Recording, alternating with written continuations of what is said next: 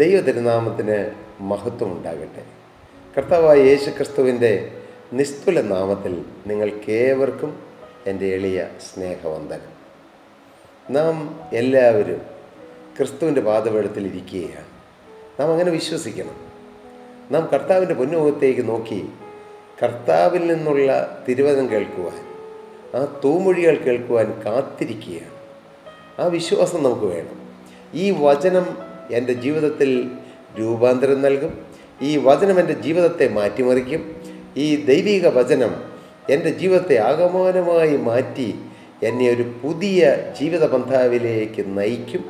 അങ്ങനെ നമ്മൾ ശുഭാപ്തി വിശ്വാസമുള്ളവരായിരുന്ന് വിശ്വാസത്തോടെ ദൈവവചനം കേട്ടുകൊണ്ടിരിക്കുക. കർത്താവ് എല്ലാവരെയും അനുഗ്രഹിക്കട്ടെ. മത്തായിയുടെ സുവിശേഷം 5-ാം അധ്യായം 16-ാമത്തെ വാക്യത്തിൽ ഇപ്രകാരം പറഞ്ഞിരിക്കുന്നു: അങ്ങനെ തന്നെ മനുഷ്യർ നിങ്ങളുടെ നല്ല പ്രവൃത്തികളെ കണ്ട് സ്വർഗസ്ഥനായ നിങ്ങളുടെ പിതാവിനെ മഹത്വപ്പെടുത്തേണ്ടതിന് നിങ്ങളുടെ വെളിച്ചം അവരുടെ മുമ്പിൽ പ്രകാശിക്കട്ടെ.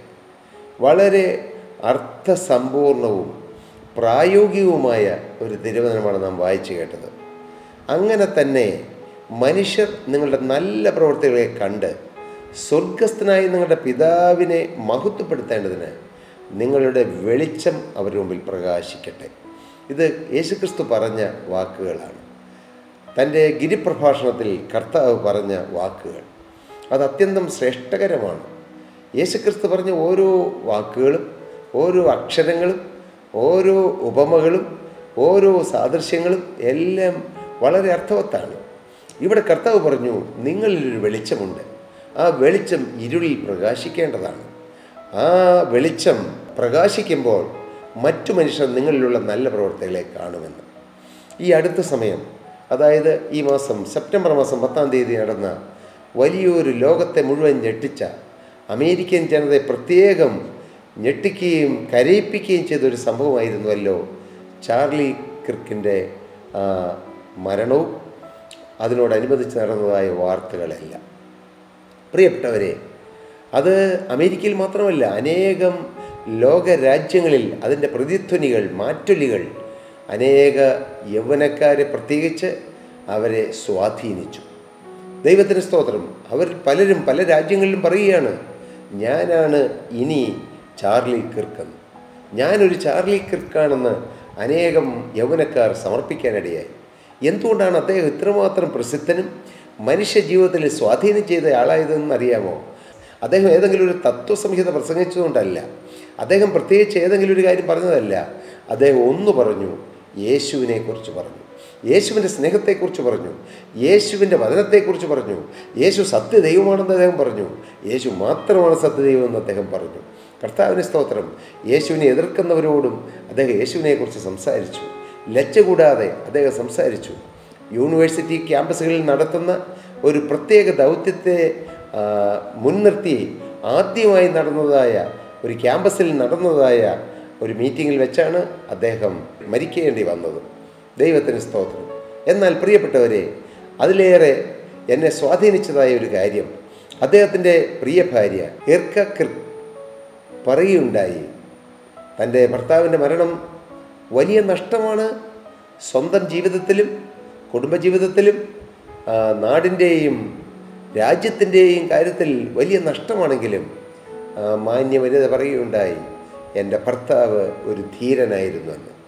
എൻ്റെ ഭർത്താവ് ഒരു തികഞ്ഞ പിതാവായിരുന്നു, ഒരു പൂർണ്ണനായ അപ്പനായിരുന്നു, ഒരു പൂർണ്ണനായ ഭർത്താവായിരുന്നു എന്ന്. ഒരു ഭാര്യ തൻ്റെ ഭർത്താവിനെക്കുറിച്ച് അത്രത്തോളം പറയുകയാണ്. മാത്രമല്ല, കിർക്കിൻ്റെ ചില മെസ്സേജുകൾ നാം കേട്ട് കഴിയുമ്പോൾ കുടുംബജീവിതത്തിന് ഒരുപാട് പ്രാധാന്യം കൊടുത്തിരുന്ന ഒരു ദൈവദാസനായിരുന്നു അദ്ദേഹമെന്ന് നമുക്ക് മനസ്സിലാക്കാൻ കഴിയും.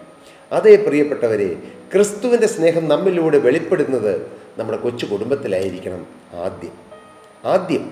പിന്നീട് അത് അയൽവക്കത്തേക്കും പിന്നീട് അത് സമൂഹത്തിലേക്കും പരക്കും. അത് നമ്മുടെ കർത്താവായ യേശു ക്രിസ്തു പറഞ്ഞു. താൻ സ്വർഗാരോഹണം ചെയ്യുന്നതിന് മുമ്പ് തൻ്റെ പ്രിയ ശിഷ്യന്മാരെ 11 പേരെ കൂട്ടി നിർത്തിയിട്ട് കർത്താവ് പറഞ്ഞു, നിങ്ങൾ എൻ്റെ സാക്ഷികളാകണം, നിങ്ങൾ എൻ്റെ സാക്ഷികളായി ഈ ഭൂമിയിൽ നിൽക്കണം. എന്നിട്ട് കർത്താവ് പറഞ്ഞു, എവിടെ തുടങ്ങണം? യെരുശലേമിൽ അത് തുടങ്ങണം. പിന്നെ യഹൂദിയിൽ എല്ലായിടത്തും, ശമരിയിലും, ഭൂമിയുടെ അറ്റത്തോളം. അതെ, കർത്താവായ യേശുക്രിസ്തു പറഞ്ഞ ആ വാക്കുകൾക്ക് വലിയ അർത്ഥമുണ്ട്. യെരുശലേമിൽ തുടങ്ങണം. നാം എല്ലാവരും യെരുശലേമിൽ പോയി യെരുശലേം പട്ടണത്തിൽ നിന്ന് കർത്താവിന് സാക്ഷ്യം പറയണമെന്നാണോ കർത്താവ് ഉദ്ദേശിച്ചത്? അല്ല. അന്നത്തെ കാലഘട്ടത്തിൽ വെച്ച് കർത്താവ് ഒരു ദേശത്തിൻ്റെ കാര്യം പറഞ്ഞു എന്നേ ഉള്ളൂ ശിഷ്യന്മാരുള്ള ബന്ധത്തിൽ. എന്നാൽ നമുക്കെല്ലാവർക്കും യെരുശലേമിൽ പോകാൻ പറ്റുകയില്ല. അതല്ല കർത്താവ് ഉദ്ദേശിച്ചത്. യെരുശലേം ഒരു കൊച്ചു നഗരമാണ്. ആ കൊച്ചു നഗരം നമ്മുടെ വീടിനെ സൂചിപ്പിക്കുന്നു. നമ്മുടെ ഭവനത്തിൽ നാം കർത്താവിൻ്റെ സാക്ഷികളാകണം. യെരുശലേമിൽ നാം യേശുവിൻ്റെ സാക്ഷിയായാൽ നമ്മുടെ കുടുംബത്തിൽ മാതാപിതാക്കളും മക്കളും ഉള്ളതായ നമ്മുടെ കൊച്ചു കുടുംബത്തിൽ ആ ക്രിസ്തുവിൻ്റെ സ്നേഹം നാം വെളിപ്പെടുത്തിയാൽ അത് അവിടെ നിൽക്കുകയില്ല.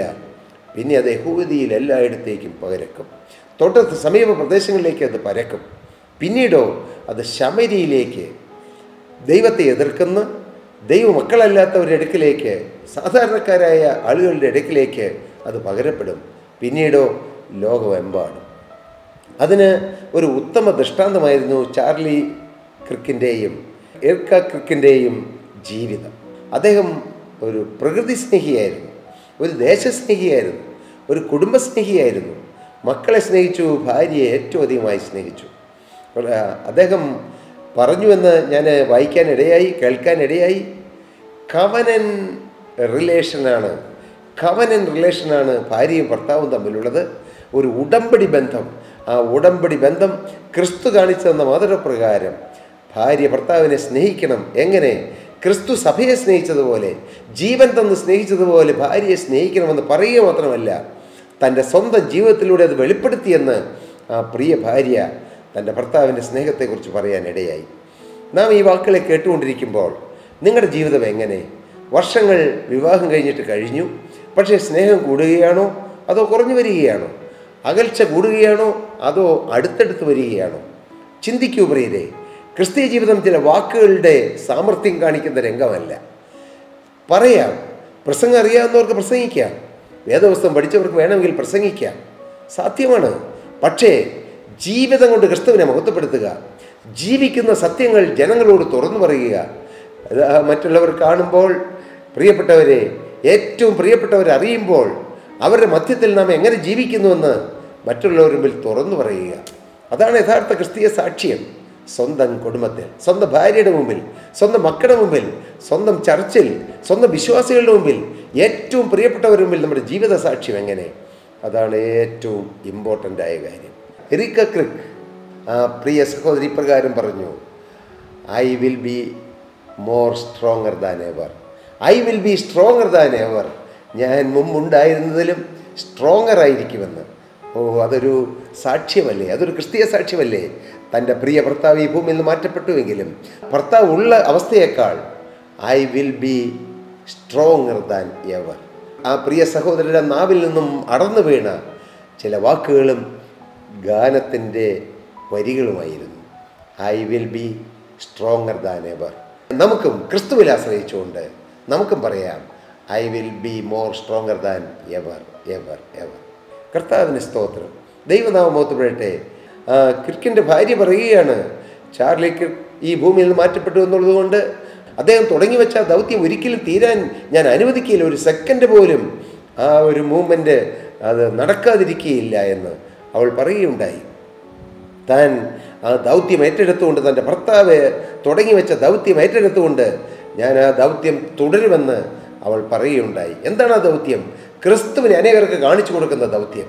അതേ പ്രിയപ്പെട്ടവരെ, നമ്മിലുള്ള ക്രിസ്തുവിൻ്റെ വെളിച്ചം മറ്റുള്ളവരിലേക്ക് കാണിച്ചു കൊടുക്കുക എന്നുള്ളതാണ് നമ്മിൽ നിക്ഷിപ്തമായിരിക്കുന്ന ഏറ്റവും വലിയ ഉത്തരവാദിത്വവും കർത്തവ്യവും. അതാണ് കർത്താവ് ആഗ്രഹിക്കുന്നത്. ഒരുപക്ഷെ നമുക്ക് പണം കൊടുത്ത് എല്ലാവരെയും സഹായിക്കാൻ കഴിയുകയില്ല. കഴിയുമെങ്കിൽ സഹായിക്കണം, തീർച്ചയായിട്ടും സഹായിക്കണം.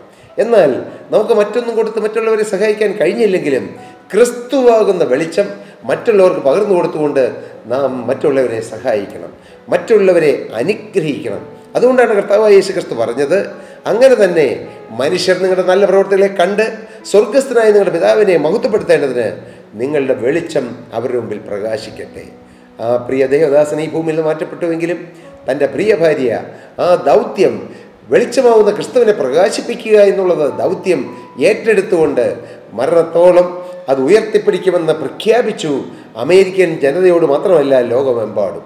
പ്രിയപ്പെട്ടവരെ, ഇന്ന് അമേരിക്കൻ ജനത മാത്രമല്ല, അമേരിക്കയുള്ള യൗവനക്കാർ മാത്രമല്ല, ലോകമെമ്പാടും അങ്ങ് ബ്രിട്ടനിലും ചൈനയിലും അങ്ങനെ ഫ്രാൻസിലും അങ്ങനെ ലോകത്തിൻ്റെ നാനാഭാഗങ്ങളിൽ ദൈവദാസൻ പറഞ്ഞതായ ഏറ്റവും ആഴമേറിയ മൂല്യമുള്ളതായ ദൈവിക സത്യങ്ങൾ, സ്നേഹത്തിൻ്റെ, ക്രിസ്തുവിൻ്റെ സ്നേഹത്തിൻ്റെ മൂല്യവത്തായ വാക്കുകൾ ഇന്ന് ദിഗന്ധങ്ങളിലേക്ക് പ്രവഹിച്ചുകൊണ്ടിരിക്കുന്നു.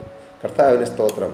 ഞാൻ വിശ്വസിക്കുന്നു, ഒരാൾ ചാൾസ് ക്രിക്ക് ഈ ഭൂമിയിൽ നിന്ന് മാറ്റപ്പെട്ടുവെങ്കിൽ 100 അല്ല 1000 അല്ല ലക്ഷക്കണക്കിന് ചാർലി ക്രിക്കുമാർ ഈ ഭൂമിയിൽ പൊട്ടിമുളയ്ക്കും. ഇന്ന് അനേകം യൗവനക്കാരുടെ ഹൃദയങ്ങളിൽ അദ്ദേഹം പറഞ്ഞ വാക്കുകൾ, ക്രിസ്തുവിൻ്റെ സ്നേഹത്തിൻ്റെ ധ്വനി, ക്രിസ്തുവിൻ്റെ വചനത്തിൻ്റെ ഒരു ചൈതന്യം അനേക ഹൃദയങ്ങളെ സ്വാധീനിക്കുകയും അനേകം യൗവനക്കാർ ഉണർത്തപ്പെടുകയും ചെയ്യുമെന്ന് ഞാൻ ക്രിസ്തുവിൽ വിശ്വസിക്കുന്നു. എൻ്റെ പ്രിയപ്പെട്ടവരെ, നമുക്കും ഒരു സ്വർഗീയ കുടുംബജീവിതം കെട്ടിപ്പടുത്തുകൂടെയോ? നമുക്കും ഒരു സ്വർഗീയ കുടുംബജീവിതം കെട്ടിപ്പടുക്കാം. ചാർലി ക്രിക്കിനെയോ എറിക്ക ക്രിക്കിനെയോ കുറിച്ച് പറഞ്ഞ് നാം അഭിമാനം കൊള്ളുന്നു, സത്യം, നല്ലത്. എന്നാൽ അതിലുപരിയായി നമ്മുടെ കൊച്ചു കൊച്ചു കുടുംബങ്ങൾ സ്വർഗമാകുക. ദൈവത്തിന് സ്തോത്രം. ഞാൻ എൻ്റെ അനുഭവത്തോട് ചേർന്ന് പറയാം. 30 വർഷങ്ങൾ കഴിഞ്ഞു ഞങ്ങളുടെ വിവാഹം കഴിഞ്ഞിട്ട്. 30 വർഷം കഴിഞ്ഞു, 31ാമത്തെ വർഷം ആകാൻ പോകുന്നു. പക്ഷേ കഴിഞ്ഞ 30 വർഷമായി ഞങ്ങൾ ഒരു മനസ്സോടെ, ഐക്യത്തോടെ, സ്നേഹത്തോടെ ഞങ്ങൾ കുടുംബജീവിതം നയിക്കുന്നു. കാരണം എന്ത്? യേശുക്രിസ്തുവാണ്, യേശുവിൻ്റെ വചനമാണ്, യേശു തന്ന സ്വർഗീയ ചൈതന്യമാണ്, യേശു തന്ന ഒരു മനസ്സാണ്. അതാണ് സ്വത്ത്. ഈ ഭൂമിയിലെ കോടിക്കണക്കിന് സ്വത്തുകൾ സമ്പാദിച്ചാലും സഹോദര, അത് തീർന്നു പോകും. അത് തീർന്നു പോകാൻ അധികം സമയം വേണ്ട. എന്നാൽ ഒരു കൊച്ചു കുടുംബം, ഭാര്യയും ഭർത്താവും മക്കളും മാതാപിതാക്കളും എല്ലാം ഒത്തുചേർന്ന് ഒരു മനമായി, ഒരു ഹൃദയമായി, ഒരു ലക്ഷ്യമായി ക്രിസ്തുവിനെ പ്രസാദിപ്പിക്കുക എന്ന ലക്ഷ്യത്തോടെ, ക്രിസ്തുവിൻ്റെ ഹിതം എന്നിൽ നിറവേറണമെന്നുള്ളതായ പ്രാർത്ഥനയോടെ അങ്ങനെ ഐക്യമായി പോകുന്നത്, അതല്ലേ ഭൂമിയിലെ സ്വർഗം? നിങ്ങളുടെ ജീവിതം സ്വർഗമാക്കി തീർക്കുവാൻ, നിങ്ങളുടെ കുടുംബം സ്വർഗമാക്കി തീർക്കുവാൻ സഹോദര, നരകതുല്യമായിരിക്കുന്നതിൻ്റെ കുടുംബം, പ്രിയ സഹോദരി, നരകത്തിൻ്റെ പര്യായമായിരിക്കുന്ന നിന്റെ കുടുംബം സ്വർഗമാക്കി തീർക്കുവാൻ യേശുക്രിസ്തു ആഗ്രഹിക്കുന്നു, ആശിക്കുന്നു. അതിനായി മകളെ, പ്രിയമകനെ, നിന്നെ മാടി വിളിക്കുന്ന ഈ സമയം, നാഥ, എൻ്റെ തകർന്ന ജീവിതം കർത്താവെ അങ്ങയുടെ കരങ്ങളിലേക്ക് തരുന്നു എന്ന് പറയുവാൻ നിങ്ങൾക്ക് മനസ്സുണ്ടോ?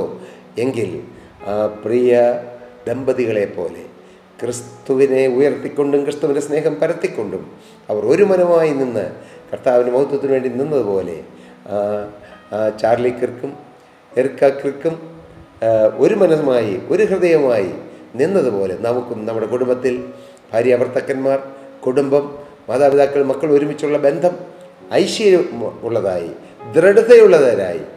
ദൃഢതയുള്ളതായി സ്നേഹത്തിൻ്റെ വെളിച്ചം പകർത്തുന്നവരായി, ക്രിസ്തുവിൻ്റെ വെളിച്ചം ലോകത്തിന് പരത്തുന്നവരായി നമുക്ക് നിൽക്കാം. അതിനിടയാകട്ടെ കർത്താവ് പറഞ്ഞ വാക്യം, നിങ്ങളുടെ വെളിച്ചം അവരുടെ മുമ്പിൽ പ്രകാശിക്കട്ടെ. അങ്ങനെ ചെയ്താൽ പിതാവാം ദൈവത്തിൻ്റെ നാമം മഹത്വപ്പെടും. അങ്ങനെ ചെയ്താൽ നിങ്ങളുടെ നല്ല പ്രവൃത്തികൾ മനുഷ്യർ കാണുകയും മനുഷ്യർ ദൈവത്തിലേക്ക് തിരിയുവാൻ ഇടയാകുകയും ചെയ്യും. അതാണ് സാക്ഷാത്തായ ഫലവത്തായ ദൈവവേല. പ്രസംഗിക്കുന്നതോ പാട്ടുപാടുന്നതോ ഏതെങ്കിലും ചില കാര്യങ്ങൾ ചെയ്യുന്നതോ മാത്രമല്ല, ജീവിത സാക്ഷ്യത്തിലൂടെ, ജീവിത അനുഭവത്തിലൂടെ ക്രിസ്തുവിനെ സാക്ഷിക്കാൻ കഴിയുക. അതാണ് അത്യന്തം ശ്രേഷ്ഠകരമായ ക്രിസ്തീയ ദൗത്യവും ക്രിസ്തീയ വേലയും. അതിനായി ദൈവം നിങ്ങളെ അനുഗ്രഹിക്കട്ടെ, നിങ്ങളുടെ കുടുംബത്തെ മാറ്റട്ടെ, നിങ്ങളുടെ കുടുംബത്തിൽ അത്ഭുതകരമായ മാറ്റങ്ങളും രൂപാന്തരങ്ങളും നൽകി നിങ്ങളുടെ ഓരോരുത്തരെയും കുടുംബങ്ങൾ സ്വർഗങ്ങളാക്കി തീർക്കട്ടെ എന്ന് പ്രാർത്ഥിച്ചുകൊണ്ടും അനുഗ്രഹിച്ചുകൊണ്ടും ഞാൻ എൻ്റെ വാക്കുകളെ നിർത്തുന്നു. ദൈവനാമം മഹത്വം കൊടുക്കുവാനിടയാകട്ടെ. പ്രിയ സഹോദരി സഹോദരങ്ങളെ, നിങ്ങൾക്ക് ഏതെങ്കിലും പ്രാർത്ഥനാ വിഷയങ്ങളുണ്ടോ? നിങ്ങൾക്ക് തീർച്ചയായും ഞങ്ങളെ അറിയിക്കാം. പക്ഷെ ഞങ്ങൾ നിരന്തരം മറ്റുള്ളവരോട് പറയുന്നത്, നിങ്ങൾ ഒറ്റയ്ക്ക് യേശുവിനോട് പ്രാർത്ഥിക്കണം. നിങ്ങൾ യേശുവിനെ രക്ഷിതാവും കർത്താവുമായി സ്വീകരിച്ച് നിങ്ങൾ യഥാർത്ഥമായ ഒരു സമർപ്പണത്തിലേക്ക് വന്നതിന് ശേഷം സ്വർഗത്തിലെ ദൈവത്തെ അപ്പാ എന്ന് വിളിച്ച് നിങ്ങൾ പ്രാർത്ഥിച്ചാൽ നിങ്ങളുടെ പ്രാർത്ഥനയ്ക്കും കർത്താവ് ഉത്തരം തരും. അങ്ങനെ വ്യക്തിപരമായി യേശുവുമായിട്ടുള്ളൊരു ബന്ധം നിങ്ങൾ സ്ഥാപിച്ചെടുക്കുവാൻ ഞങ്ങൾ ആഗ്രഹിക്കുന്നു. പക്ഷേ നിങ്ങൾക്ക് ആവശ്യമെങ്കിൽ ഞങ്ങളെയും വിളിക്കാൻ, ഞങ്ങൾ നിങ്ങൾക്ക് വേണ്ടി പ്രാർത്ഥിക്കാം. കർത്താവ് നിങ്ങളേവരെയും നടപടിയായി അനുഗ്രഹിക്കട്ടെ. ദൈവനാമം മഹത്വപ്പെടട്ടെ.